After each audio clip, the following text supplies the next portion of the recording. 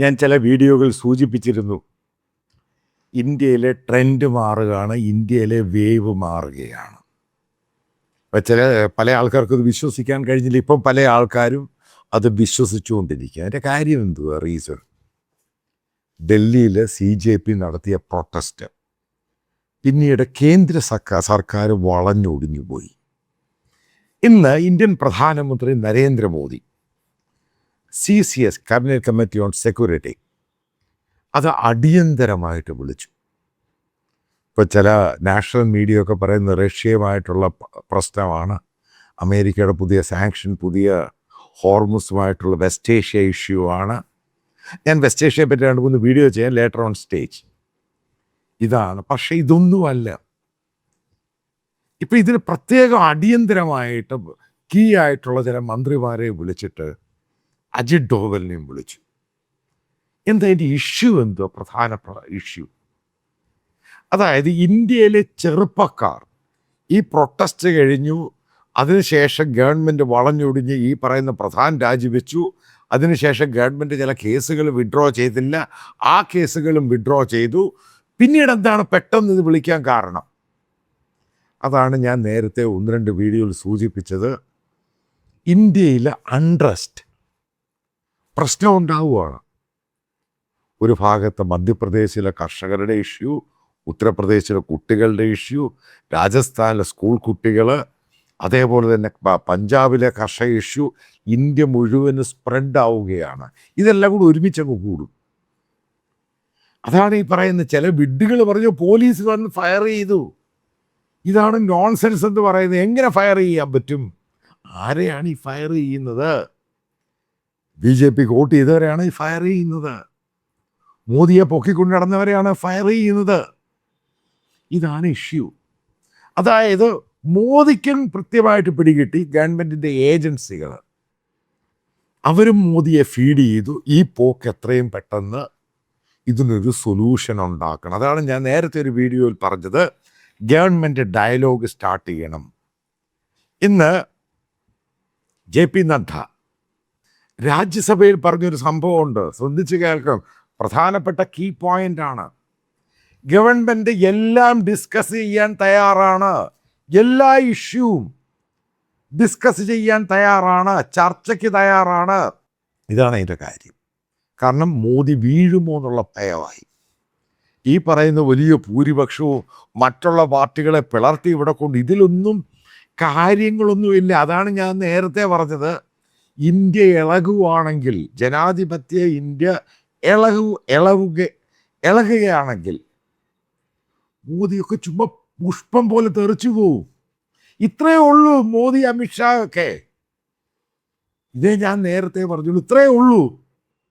American ഡീലുമായിട്ട് ബന്ധപ്പെട്ടു അപ്പോഴും ഞാൻ പറഞ്ഞു മോദി സറണ്ടേഡ് ആണ്. മോദിക്ക് ഈ പറയുന്ന കേപ്പബിലിറ്റി ഒന്നുമില്ല. ഇതെങ്ങനെ ഓവർകം ചെയ്യണം എന്നറിയത്തൊന്നുമില്ല. അയാളിവിടെ ഫെയിലിയറായി. പിന്നീട് ഇപ്പം ലോകരാജ്യങ്ങളിൽ പോയി കാലെ പിടിക്കാൻ പോവാണ്. അത് തന്നെ ഇപ്പം ഇന്ത്യക്കാരൻ്റെ കാലെ പിടിക്കാൻ പോവുക. അതാണ് ഇവിടുത്തെ ഏറ്റവും തമാശ എന്ന് പറയുന്നത്.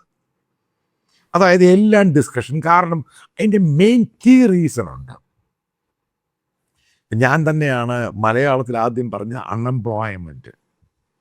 ഇന്ത്യയിലെ തൊഴിലില്ലായ്മ വലിയൊരു ഇഷ്യൂ ആണ്. അതിനെ ഈ പറയുന്ന പോലെ എങ്ങനെ ടാക്കിൾ ചെയ്താണ് ഗവൺമെൻറ്റിന് പറ്റിയ ഏറ്റവും വലിയ അബദ്ധം. അതായത് എക്കോണമി മോശം, അതും കള്ളം പറഞ്ഞു. നല്ല എക്കോണമി ആണെങ്കിൽ ഉറപ്പായിട്ട് ഇവിടെ ജോലികൾ ഓപ്പൺ ചെയ്തേനെ. ജോലി ഒരു പ്രശ്നമാണ്. ഇത്രയും പേരാണ് പഠിച്ചു വരുന്നത്, ഇത്രയും പേരുടെ ജോലി പോകുന്നു. പൊതുമേഖലാ സ്ഥാപനങ്ങൾ, PSUs, അതിനകത്ത് ജോലി മുഴുവനും കട്ട് ഷോട്ട് ചെയ്തു.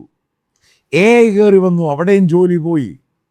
പിന്നെ എങ്ങനെയാണ് ആൾക്കാർ ജീവിക്കുന്നത്? ഒരു സ്റ്റേറ്റിൻ്റെ ഏറ്റവും വലിയ ഉത്തരവാദിത്വമാണ് ജോലി കൊടുക്കുക. അതായത് ഇന്നത്തെ ജനറേഷന് ജോലി ആവശ്യമാണ്. ജോലി ഇങ്ങനെ പോയിക്കൊണ്ടിരിക്കുകയാണ്. സാലറി ഒട്ട് കൂടുന്നുമില്ല. ഇൻഫ്ലേഷൻ ഹൈ ആവുകയാണ്. എല്ലാ സാധനങ്ങൾക്കും വില കൂടുന്നു. അതായത് വീണ്ടും PSU പബ്ലിക് സെക്ടർ അണ്ടർടേക്കിങ്ങിൽ ജോലിയിൽ ആൾക്കാരെ എടുക്കാൻ ഉള്ള പരിപാടിയിലോട്ട് കാര്യങ്ങൾ പോവുകയാണ്. രണ്ടാമത്തെ ഇഷ്യൂ പെലറ്റ് ഗൺ. ഡൽഹിയിലെ പെലറ്റ് ഗൺ യൂസ് ചെയ്തത് അത് വലിയ ഗ്ലോബൽ ഇഷ്യൂ ആയിട്ടങ്ങ് മാറി. അത് ബേസിക്കലി പെലറ്റ് ഗൺ യൂസ് ചെയ്യുന്നതിന് കൃത്യമായിട്ടുള്ള SOP ഉണ്ട്, സ്റ്റാൻഡേർഡ് ഓപ്പറേറ്റിംഗ് പ്രൊസീജിയറുണ്ട്, സുപ്രീം കോർട്ടിൻ്റെ ഗൈഡൻസ് ഉണ്ട്, കൃത്യമായ ഗൈഡൻസ് ഉണ്ട്. അത് കാശ്മീരിൽ ഉപയോഗിച്ചു 17 പേരാണ് കൊല്ലപ്പെട്ടത്. വീണ്ടും അത് മണിപ്പൂരിൽ ഉപയോഗിച്ചു, അവിടെയും ആൾക്കാർ കൊല്ലപ്പെട്ടു. അപ്പം ആയുധമില്ലാതെ ഒരു പ്രതിഷേധം നടക്കുന്നത് ഡൊമസ്റ്റിക് ആയിട്ട്. അവിടെ എന്തിനാണ് പെലറ്റ് ഗൺ ആര് പറഞ്ഞിട്ടാണ് യൂസ് ചെയ്തത്?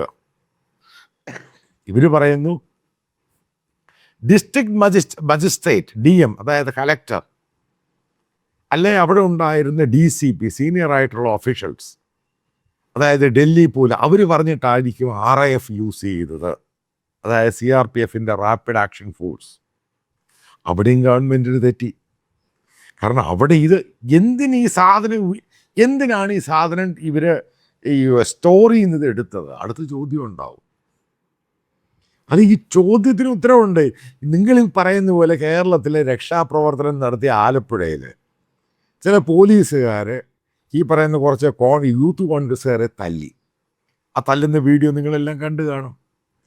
അവിടെയും ഗൈഡ് ലൈൻസ് ഉണ്ട്, അരയ്ക്ക് താഴെ ലാത്തി കൊണ്ടടിക്കാവൂ. ഒത്തിരി ഓപ്ഷനുണ്ട് ഇവിടെ. ലാസ്റ്റായിട്ടാണ് ഉപയോഗിക്കുന്നത് ഈ പെലറ്റ് ഗൺ. പക്ഷെ ആദ്യമേ കയറി പെലറ്റ് ഗൺ കയറി എന്ന് ഉപയോഗിച്ചു. അപ്പം ഇത് ഗ്ലോബൽ മീഡിയയും ഗ്ലോബലായിട്ട് മോഡിയുടെ വെടി അങ്ങ് തീർത്തു. എന്തിനാണ് ഡൽഹിയിൽ ഇത് ഉപയോഗിച്ച? കാരണം ഇത് റിപ്പോർട്ട് ചെയ്യാൻ ഗ്ലോബൽ മീഡിയ ഉണ്ട്, അവരെല്ലാം ഇത് കാണുകയാണ്. ഇത് ആദ്യമായിട്ടാണോ ഒരു പ്രൊട്ടസ്റ്റ് ഉണ്ടാകുന്നത് ഡൽഹിയിലല്ല. ഈ പ്രൊട്ടസ്റ്റ് ആദ്യമായിട്ടാണോ ഇന്ത്യക്കാർ ഗ്ലോബലായിട്ട് പ്രൊട്ടസ്റ്റ് നടക്കും? ഇന്ത്യയിലെ പല സ്റ്റേറ്റിലും പ്രതിഷേധം നടക്കും. എന്തിനാണ് ഇതുപോലെ ലാത്തി ചാർജ് ചെയ്തത്? ഇഷ്ടം പോലെ ചോദ്യങ്ങളുണ്ട്. ഇവിടെയാണ് കോടതി പോലും പെട്ടുപോയത്. ആർക്ക് സപ്പോർട്ട് ചെയ്യും?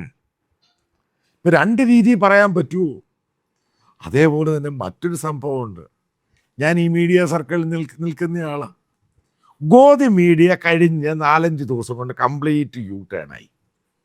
ഹിന്ദുസ്ഥാൻ ടൈംസ്, ഈ പത്രങ്ങളൊക്കെ ഗോദി മീഡിയയാണ്. അവർ പെലറ്റ് ഗണ്ണിനെതിരെ വന്നു. അതായത് ഇത് തെറ്റായ രീതിയിലുള്ള യൂസേജാണ്, ഇത് ചെയ്തത് തെറ്റാണ്. അതായത് ഈ പറയുന്ന എല്ലാവരും മാറ്റേണ്ടി വന്നു.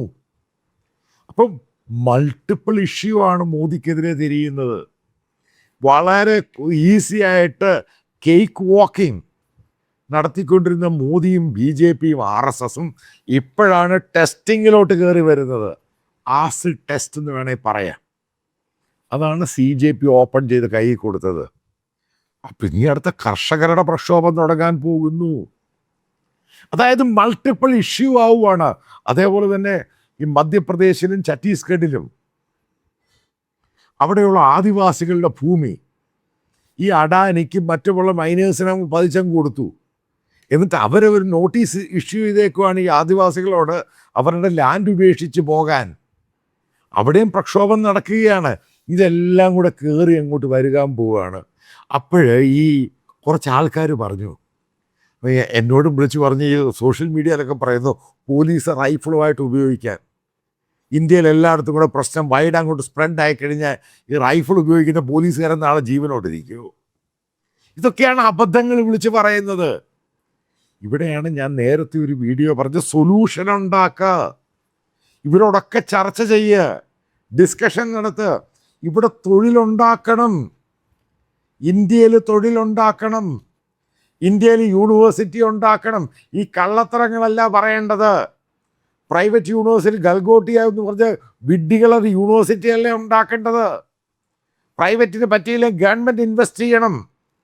നല്ല ഫാക്കൽറ്റിയെ കൊണ്ടുവരും. RSSകാരെ ഓടിച്ച് ദൂരെ കളയണം. ഇവിടെ നല്ല ഫാക്കൽറ്റി മെമ്പേഴ്സിനെ കൊണ്ടുവരണം. കാരണം വിദേശത്ത് പഠിക്കാൻ കുട്ടികൾക്ക് പോകാൻ പറ്റുന്നില്ല ഇന്ത്യക്കാർക്ക്. കാരണം അമേരിക്കയുടെ പുതിയ നിയമങ്ങൾ ഇത്രമാത്രം 3.5-4 ലക്ഷം കുട്ടികളാണ് ഇന്ത്യയിൽ നിന്നും അമേരിക്കയിൽ എല്ലാ വർഷവും പഠിക്കാൻ പോയിക്കൊണ്ടിരുന്നത്. അതങ്ങ് നിന്നു. മറ്റുള്ള പല രാജ്യങ്ങളിൽ ഇൻക്ലൂഡിങ് യൂറോപ്പാണെങ്കിലും ഓസ്ട്രേലിയ ആണെങ്കിലും ഇന്ത്യക്കാർക്കെതിരെ വളരെ വലിയ റെസ്ട്രിക്ഷൻ കൊണ്ടുവരുന്നു.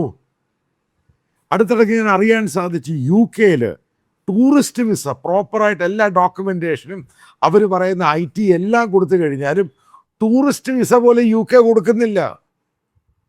ഇതാണ് സ്ഥിതി എന്ന് പറയുന്നത്. അപ്പം പുറത്തോട്ട് പോയി ജോലി പഠിക്കാൻ പറ്റുന്നില്ല, പുറത്തോട്ട് ജോലി പോകാൻ പറ്റുന്നില്ല. H1B വിസക്കാരൻ തിരിച്ച് ഗ്രീൻ കാർഡുകാരനെ പോലും അവിടെ നിർത്തുന്നില്ല. ഗ്ലോബലായിട്ട് ഇന്ത്യക്കാരൻ്റെ സാധ്യത കുറയുന്നു. ഇന്ത്യയിൽ ഈ പറയുന്ന ജോലികളെല്ലാം അടച്ചും പൂട്ടി ഗവൺമെൻറ് 2 3 മൾട്ടിപ്പിൾ ആയിട്ടോ വലിയ കോടീശ്വരന്മാരെ അദാനിക്കും അംബാനിക്കും മാത്രമായിട്ട് കാര്യങ്ങൾ അങ്ങ് തുറന്നു വെച്ചു കൊടുത്തു. ഇവിടെ ഗവൺമെൻറ് ചെയ്യേണ്ടത് അദാനി അംബാനി മാത്രമല്ല, ഇന്ത്യയിൽ ഇഷ്ടം പോലെ ഈ പറയുന്ന ബില്യനേഴ്സ് ഉണ്ട്, കോർപ്പറേറ്റ് ഉണ്ട്. ഇവർക്കിത് വീതിച്ചു കൊടുക്കണം. നാഷണൽ ഹൈവേ 15 എണ്ണമാണ് അദാനി കൈ കിടക്കുന്നത്. എന്തോരം അയാൾക്ക് 15 എണ്ണം കൊടുക്കുന്നത്? എത്രയോ മറ്റുള്ള കമ്പനികളില്ലേ? അയാൾക്ക് 3 4 5 കൊടുക്കും, ബാക്കിയുള്ളതും മറ്റുള്ള കമ്പനികൾക്ക് കൊടുക്കുക. പോർട്ടുകൾ മുഴുവൻ അദാനിക്ക് കൊടുത്തു. പിന്നെ മറ്റുള്ള കമ്പനികൾ എന്ത് ചെയ്യും? എയർപോർട്ടുകൾ മുഴുവൻ അദാനിക്ക് കൊടുത്തു. ഗവൺമെൻറ് നടത്തുന്ന എയർപോർട്ട് അറിയാലോ, ഖജറാവ് അതെല്ലാം അടച്ചങ്ങ് പൂട്ടി. കാരണം ഓപ്പറേഷൻസ് ഇല്ല, എല്ലാം കപടതയും കള്ളമാണ് പറഞ്ഞുകൊണ്ടിരുന്നത്. കഴിഞ്ഞിടയ്ക്ക് ഖജറാവ് എയർപോർട്ടുമായി ബന്ധപ്പെട്ട് എയർപോർട്ട് അതോറിറ്റി ഓഫ് ഇന്ത്യയുടെ ഒരു സംഭവം വന്നു. അതായത് ഏറ്റവും നല്ല കസ്റ്റമർ സർവീസാണ്. കഴിഞ്ഞ ജൂലൈ വന്ന് ഒറ്റ എയർലൈൻസ് അവിടെ ഓപ്പറേറ്റ് ചെയ്യുന്നില്ല. ഇതാണ് കപടത എന്ന് പറയുന്നത്. അതായത് മോദി കപടതയുടെ മുകളിലാണ് ജീവിക്കുന്നത്. അപ്പം അതിനെല്ലാം സപ്പോർട്ടീവ് സിസ്റ്റം ഉണ്ടാക്കി കൊടുക്കുന്ന ഒരാളാണ് അമിത്ഷാ. അയാൾ പറയുന്നത് ഇവിടുത്തെ ഏറ്റവും വലിയ സംഭവമാണ്. അയാൾ പാർലമെൻറ്റിനകത്ത് പറയാൻ കഴിയുന്നില്ല, വരാൻ കഴിയുന്നില്ല. എന്തുകൊണ്ടാണ് ഇത് സംഭവിച്ചത്? Pellet gun, AK-47. ഡൽഹി എന്ന് പറയുന്ന ഇവിടുത്തെ പോലീസ് കംപ്ലീറ്റ് ഹോം മിനിസ്ട്രിയുടെ അണ്ടറിൽ, അല്ലാതെ ഇവിടുത്തെ സ്റ്റേറ്റ് ഗവൺമെൻറ് അണ്ടറിലല്ല, പ്രത്യേകിച്ച് ന്യൂഡൽഹിക്കകത്ത്. അത് ഡെയിലി എവറി ഡേ റിപ്പോർട്ടിംഗ് ആണ് ഹോം മിനിസ്ട്രിയിൽ. അങ്ങനെ പോകുന്നതാണ് ഇവിടുത്തെ സിസ്റ്റം. അപ്പോൾ ഇവിടെ പെലറ്റ് ഗൺ ഉപയോഗിച്ചു, അതിക്രൂരമായ ലാത്തി ചാർജ് നടന്നു, ടിയർ ഗ്യാസ്. ആരാണ് റെസ്പോൺസിബിൾ? പ്രധാനമന്ത്രിയുടെ മൂക്കിന് താഴെ ഇതുണ്ടായേക്കുന്നത്. പാർലമെൻറ്റ് ബിൽഡിങ്ങിൽ നിന്ന് വെറും 100 മീറ്റർ 50 മീറ്റർ ദൂരെയാണ് സംഭവം ഉണ്ടായിരിക്കുന്നത്. ആരാണ് ഉത്തരവാദി? ഇവിടെയാണ് പെട്ടുപോയത് ഗവൺമെൻറ്.